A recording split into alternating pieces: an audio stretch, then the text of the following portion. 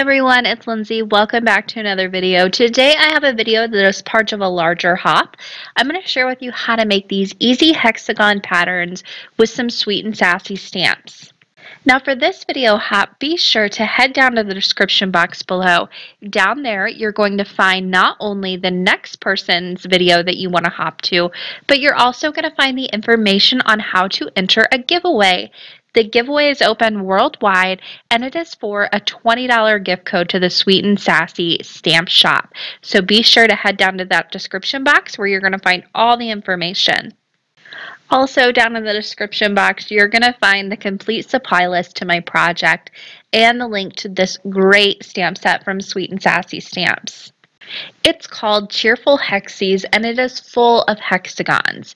So you have some solid ones, you have just the outline of others. They come in all different sizes, and then you also have some great patterns thrown in. There are also some sentiments in there, which I'll be using on my cards as well. So for my first card set, I am going to do one background. This is something I like to do whenever I'm doing really intricate backgrounds. I'll make one full A2 size panel, but then I'll cut it down into 2 or even 3 cards sometimes. For this, I'm making a quilt-like background, and I'm using Catherine Pooler inks to do this. I'm using sugared lavender, stone blue, seafoam, and over coffee inks. I have to apologize for all of the editing that is going to be in this because for this background, I like to look straight over the stamp to make sure I'm getting this lined up. So I'm cutting out my head in a lot of this, so I apologize. But I started off by first stamping sugared lavender. Then I'm going to go ahead and come in with the stone blue color, line it up, and stamp it right next to the first stamp that I did. I want to make sure that those sides are right next to each other.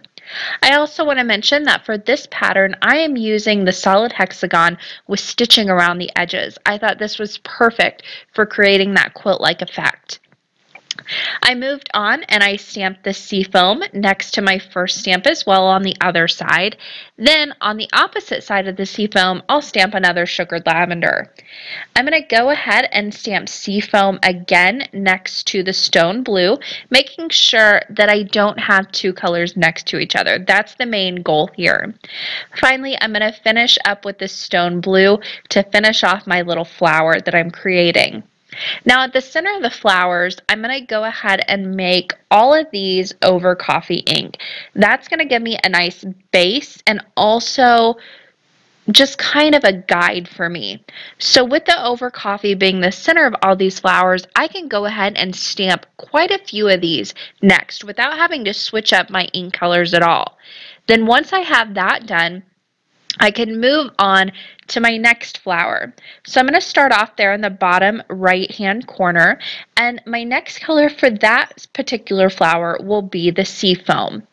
Now because I did all of those over coffee centers, I can go ahead and continue on with that same seafoam color.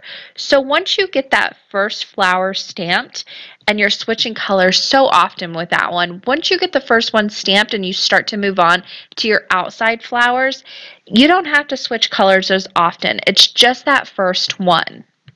Things also start to line up really well and just move a lot more quickly as you move on in this pattern. Now eventually you're going to get to the point where you start to stamp off the edges. Be sure to continue the pattern and just follow it until you fill up the entire card panel. And there you have this great quilted look background. Now like I said, whenever I create backgrounds like this that are time intensive, they take a little bit of time, a lot of ink switching in there, I like to make sure I get as many cards as possible as I can. One of the ways I like to do that is to cut up my background. For this, I'm just going to cut it in half on an angle, and there I've got 2 panels ready to go on 2 separate cards. Both of these cards I'm going to do exactly the same. I went ahead and matted those backgrounds with a piece of craft cardstock, and then I attached them to A2 top folding card bases along the bottom. Then for the sentiments, I'll use the Hello sentiment that is included in the stamp set. And to make sure that I don't mess this up, I'm going to go ahead and use my Misty to stamp these onto the finished cards. I'm using Catherine Pooler's Icing on the Cake ink pad. And I'm stamping this quite a few times because mine needs re-inked. But once I had that finished, there is a look at both cards. I've got that great quilted pattern there on both bottoms of the cards. And because I did one full panel, I got 2 cards out of that, which is my favorite. And of course, with this pattern, you can switch up the colors and create a full card set if you wanted to. Moving on to my next pattern, I am actually going off a piece of artwork that I seen on Pinterest. I have a full board over on Pinterest dedicated to patterns. I'll leave that link down in the description box below. But on one of those patterns, I found the perfect hexagon pattern just with different colors. I wanted to switch up the colors I'm using here and make this a more masculine card. So with the pattern, I am going to go ahead and again, I like to stamp on full A2 size panels and then I can cut it down as needed. For this, I'm going to go ahead and use my Misty to do my stamping because I want to get these nice and solid stamped. And to do that, I'm going to stamp these more than once. I'm starting with the largest solid hexagon in the set, and I'm stamping it a little off center, a little to the right, and a little to the top of the card as well. I'm using nautical blue ink. This is a Memento Dewdrop ink pad, and it's just a very, very dark navy blue. I stamp that down a few times to get that nice solid impression, and then I'll move on to the next size down in the solid stamps.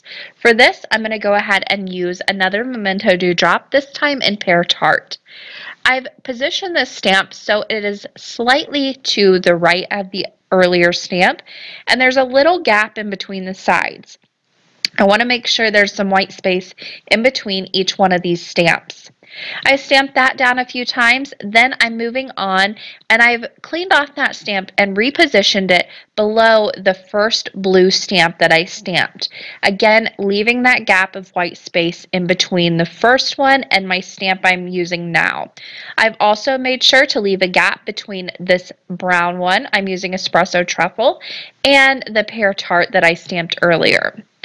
Now I'm moving 2 sizes down to the very smallest hexagon that is solid in the stamp set, and I'll stamp this right on top of that blue first stamp that I did.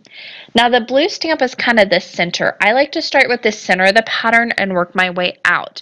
That way I have a good idea of the position of the stamps and where I need to go with them.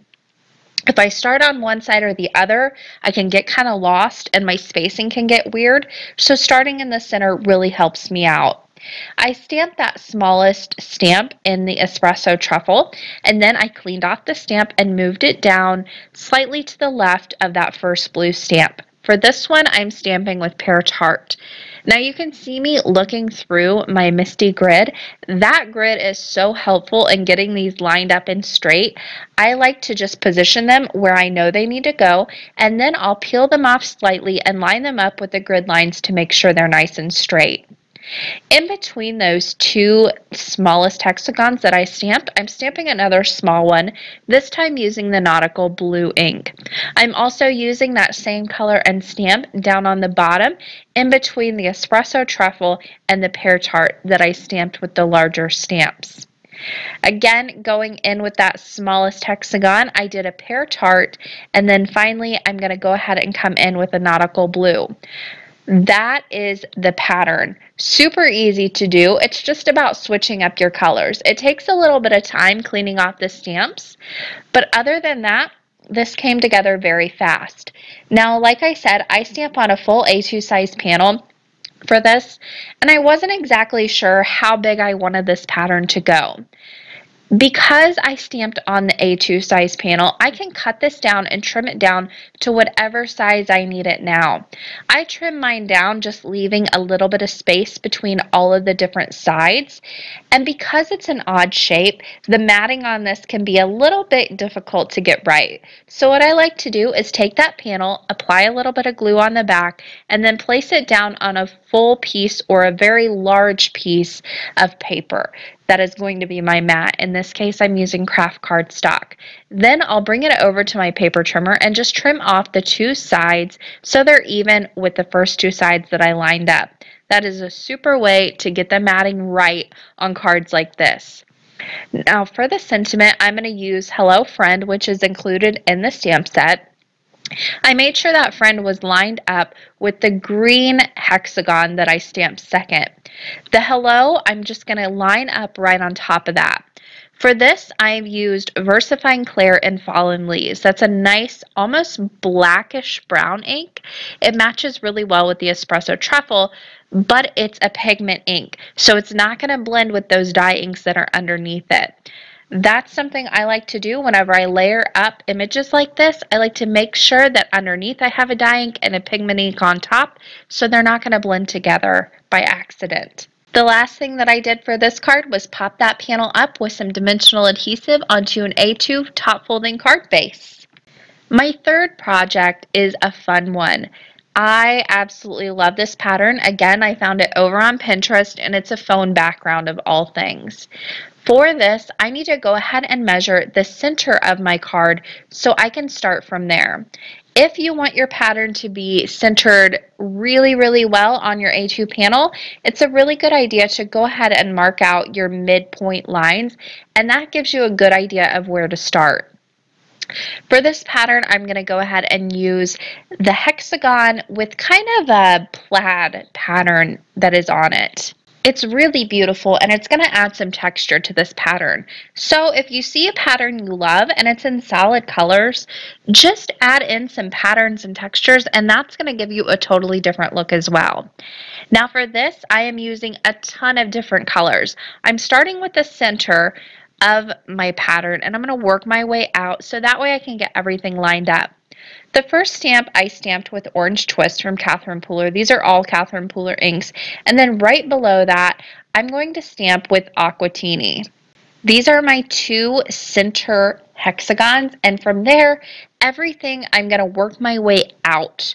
So I stamped underneath that with Party Dress, then I lined up in the center of the Aquatini and the Party Dress with some shea butter. On top of the orange, I am stamping with Rose Petal, and then in between the rose and the orange, I stamped with Twilight, which is a nice gray, very light gray ink. Now from there, I'm going to work my way out. So on the top, I went ahead and went in with Lime Ricky. Underneath that is Skylight. Then down towards the left of that is the Suede Shoes. On top of the lighter gray, the Twilight that I stamped a darker gray, which is Blackjack. Then to finish off this pattern and to even everything out, I'm using that same Blackjack ink to stamp on the very bottom in between the yellow and the pink, which is Shea Butter and Party Dress. That's just going to round out this pattern for me and finish it off completely. This was super duper simple to stamp out and very quick. The last thing that I need to do is stamp in my sentiment. Again, I'm using this Hello sentiment from the stamp set, and on top of that, I'm adding Happy. Now, I use dye inks to stamp my pattern, so on top of that dye ink, I'm going to stamp my sentiment with a pigment ink, the Versifying Clair Nocturne. This is going to keep those patterns from blending together accidentally by stamping a dye ink on top of a dye ink. Sometimes when you get those dye inks stamped and layered on top of each other, they can do a little bit of blending or wicking. So I like to just be sure that doesn't happen by using a pigment ink. Now you can see with my textures in this, I did the stamp different ways, so not all the lines lined up right next to each other. You can line these up right next to each other and make them all go the same way, but I like the look of kind of jumbling it up a little bit. That finished off that pattern. Now, my fourth one is something that I just kind of played around with. I didn't actually expect to put it in the video. It was a little bit of a happy accident pattern, and it almost reminds me of one of those like mind-bending things you stare at for a long time and it moves or whatever. But this, I'm going to create this really fun pattern on this background that almost looks three-dimensional.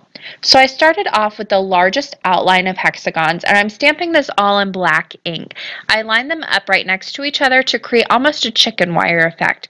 You could leave it as is, and it's a beautiful background. It almost looks like subway tiles, to be quite honest, or a kitchen backsplash.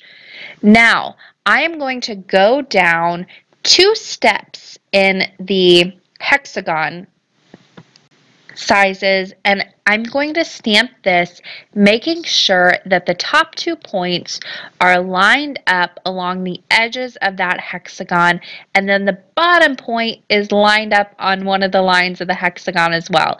It is super hard to describe, much easier to show, so look at the video and watch what I'm doing because I don't know how to describe it. But once you stamp that down, it creates almost 3D boxes. And I'm going to continue stamping this through this whole pattern and just create all of these 3D boxes that looked as if they're stacked on top of one another and kind of a stair-like effect. It is so weird, but I love the way it turned out. And I don't know. It's a really fun pattern. I didn't mean to create it. What would make this even more fun? I left mine as is with black and white, but if you were to stamp this with like your memento markers and then go in and color each one of these a different color, that would be a really fun background, or even add some watercolor or ink smushing to this background would be really fun as well. For this card, I finished it off with a Cheers to You, which is also included in the stamp set. Stamped that in black ink to keep this very monochromatic and added that to the finished card. The card is on an A2 card base, which is side folding that I'm using horizontally. And there you have it. 4 different hexagon patterns that are super easy to create. I hope you guys enjoyed this video and a look at all these different patterns. Don't forget all that information down in the description box below. You're going to find out how to enter the giveaway for the Sweet and Sassy Stamps gift card. That is going to do it for me today. I want to thank you guys so much for watching today, and happy crafting.